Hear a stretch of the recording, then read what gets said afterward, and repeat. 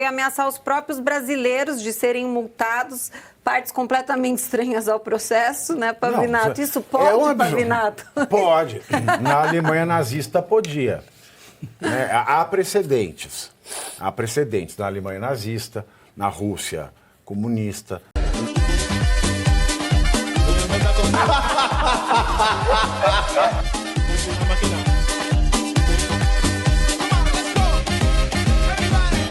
De Moraes, Jack of all trades do Brasil, né, ele pode fazer absolutamente tudo. Agora, enquanto o X comemorou a liberação da plataforma no Brasil e afirmou que vai continuar a defender a liberdade de expressão dentro dos limites da lei, em todos os lugares em que opera, na própria rede social, o X disse que tem orgulho de estar de volta, aspas, proporcionar a dezenas de milhões de brasileiros acesso à nossa plataforma indispensável foi prioridade durante todo esse processo. Mas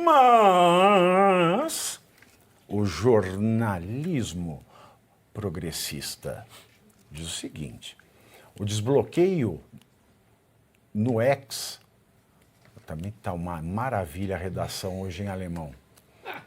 Mobral. Você fez o quê? Método Paulo Freire? O desbloqueio do X foi destaque do jornal The New York Times, que classificou o caso como uma derrota para o bilionário Elon Musk. No texto, o veículo diz que, aspas, a aparente resolução para a batalha que durou meses representou uma derrota para Musk, que se posicionou como um defensor contundente da liberdade de expressão. Sua empresa perdeu um mês de negócios em um de seus maiores mercados, permitindo que rivais ganhassem espaço lá, apenas para acabar exatamente onde começou. Fecho aspas. Qual o concorrente dele ganhou espaço com isso? Alguém me explica? Blue Sky. O Blue Sky? Threads também. É? Ganharam Mas ganhou mesmo. Eles ganharam Ganhou espaço, mas... significativamente, vocês acham? Eu acho. Eles multiplicaram aí, não foi por 1, 2, não. Multiplicaram Não, por mas 5, de 10, usuário, 20. mas quem usa? Mas o problema é que começa exatamente a partir daí. Aí você faz uma multiplicação e começa a criar uma alternativa. Se nessa alternativa, ainda a gente pode esquecer que o dono do Blue Sky ele foi criador do Twitter. O New York Times está sugerindo Ele foi quem, um dos então? criadores do Twitter. Calha a boca, este país de quinta categoria não é para ter liberdade de expressão, pense em ganhar o seu dinheiro e não vá pensar em liberdade. Isso não é gente. Você acabou de resumir quase todas as notícias do New York Times. Basicamente, o New York Times diz assim, porque o New York Times é um jornal de esquerda. O jornal do New York Times tinha uma coluna do Lula. Você dá uma credibilidade para um jornal que coloca a coluna do Lula, que não escreve direito em português, escrevia em inglês. Ou seja, não é possível. E que faz análise do que acontecia no Brasil. Ele tinha uma coluna do Lula. Como é que você vai dar credibilidade para um jornal como isso? Porque ele dá espaço para todas as vozes. Isso não é espaço para todas as vozes. Isso é uma fraude, com todo respeito. Ora, eu quero que se um indivíduo escreva, ou ele pede alguém para traduzir e coloque, que ele venha dizer e explicar o que ele escreveu, dando as palestras. Houve uma palestra do Lula. Você acredita que alguém que fala aquilo que fala vai escrever mais do que 3 parágrafos? Então, mas ele dava, então como é que você vai dar credibilidade? Às vezes a taxa de energia erótica dele está alta e ele manda ver, né? Acho que você e aí, o que vocês acharam do New York Times? Pavinato, eu sei que o professor Sono discorda de mim, assim que eu gosto, mas eu acho que o Elon Musk ele errou no timing da briga com o Alexandre de Moraes. A briga é correta, mas ele deveria ter esperado a eleição, porque ele acabou atrapalhando a direita na eleição. Todo mundo sabe que o X é um instrumento importante do país inteiro, mas em especial da direita. E ele criou o timing da briga muito ruim, deu tudo o que o Alexandre de Moraes queria, que era um argumento qualquer para simplesmente tirar do ar o X. Eu não gosto dessas suas posições, porque você parte do pressuposto que existem regras a se pensar. Você parte do pressuposto que tem um jogo de xadrez. Mas e não tem? Não, porque do outro lado eu tenho uma pessoa que pode usar a sua peça, a peça que não está no tabuleiro, e ainda fazer cocô em cima da mesa. Justamente por isso. Justamente por isso. Ou seja, ele pode fazer tudo a qualquer momento. Então não importa o que eu faça, Ele faz o que ele quiser do momento que ele quiser. Não, isso é verdade, mas eu teria comprado essa briga depois da eleição. Mas tudo bem, comprou a briga, escancarou para o mundo que nós vivemos. Ele foi colocado. O cara, desculpa, doutor Érico, ele criou a porcaria e colocou ele lá. Porque o Pai Nosso só esqueceu de dizer, ele chega e simplesmente diz assim, acabou o xadrez, a partir de agora é dama. Isso. Como a pessoa se aprendeu a jogar dama, a partir de agora é gamão. Você agora é go. Aí ele vai mudando. Agora estão jogando banco imobiliário. E ele colocaria... Desculpa, já atrapalhei. E ele colocaria em risco o próprio pessoal, né? As pessoas seriam presas, o Arthur.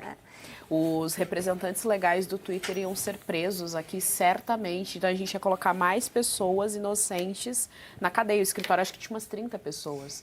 Como é que eu vou comprometer a liberdade de 30 pessoas? Então, ele tinha que tomar alguma medida radical para, pelo menos, tentar livrar essas pessoas ali de uma prisão. Aí, ele teve que comprar a briga. E, enfim, eu não acho... Nisso eu concordo com o professor Marcelo Suano. Eu acho que ele segurou até o ponto que deu. Depois não dava mais, tem uma questão do algoritmo aqui no Brasil, então você precisa liberar o aplicativo, né, para o aplicativo se retroalimentar ali das interações dentro da plataforma. E aí é óbvio, né, que o Alexandre de Moraes, criança mimada, que ia sapatear em cima, ia tripudiar, ele tem essa característica sádica, né? Então aí veio aquela palhaçada da burocracia da multa, pediu um bando de coisa ali que não tinha nada a ver, o escritório sempre cumpria e ele ia para cima. Então, assim, essa característica do Alexandre de Moraes demonstra que se o Elon Musk não tivesse comprado a briga lá atrás, ele prenderia os representantes legais aqui no Brasil e, enfim, ele sempre dobra a aposta. Mas o que eu faria? Mas o que eu faria? Se o risco era prender alguém, eu teria colocado um americano aqui liderando o escritório no Brasil para gerar uma crise diplomática. Para ele prender um americano no Brasil, aí ele teria o resultado que ele queria. Para mim, a solução era essa. Mas, enfim, respeito a opinião de vocês. Seja psicopata igual o outro. Mas isso é verdade também, né? Vou pôr ali, porque eu também não me importo com ele. Não, mas tudo é uma Mas acordo, você vai prender né? o cara. Mas aí o problema é você deixar uma pessoa como é que você joga xadrez com um ditador? Não, é difícil, não estou dizendo que é fácil. Mas teve uma questão aqui... Eu vou pôr um peão ali, aí eu quero ver Hitler prender. Hitler vai lá e mata.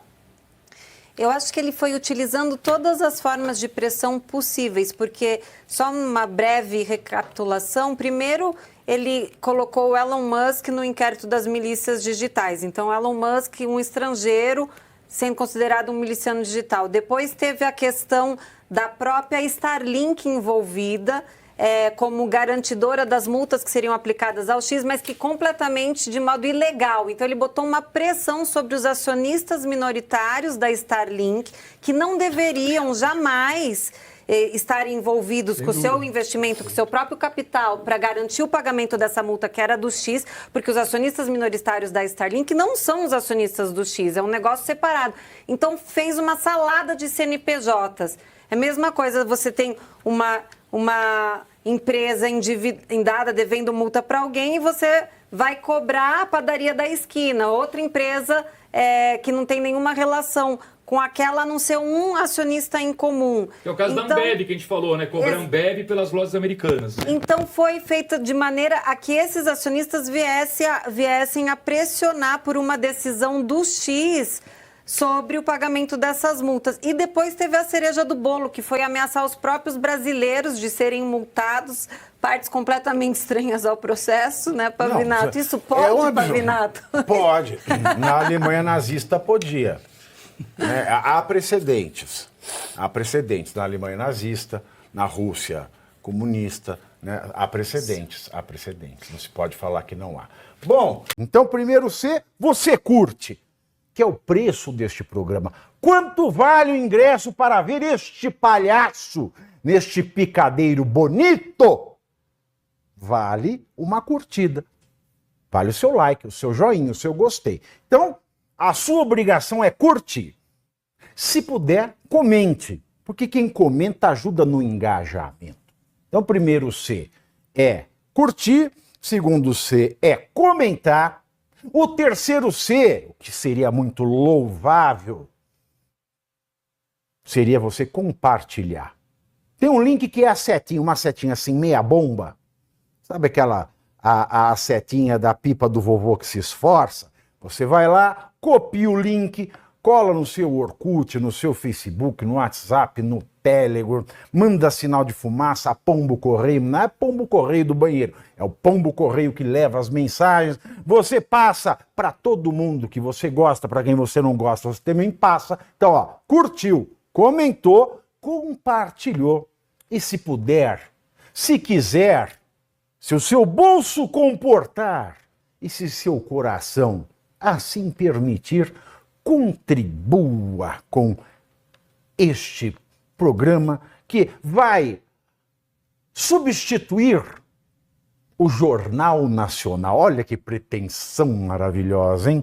Se liga, ô Bonner, nós vamos derrubar o Jornal Nacional. Esta é a meta.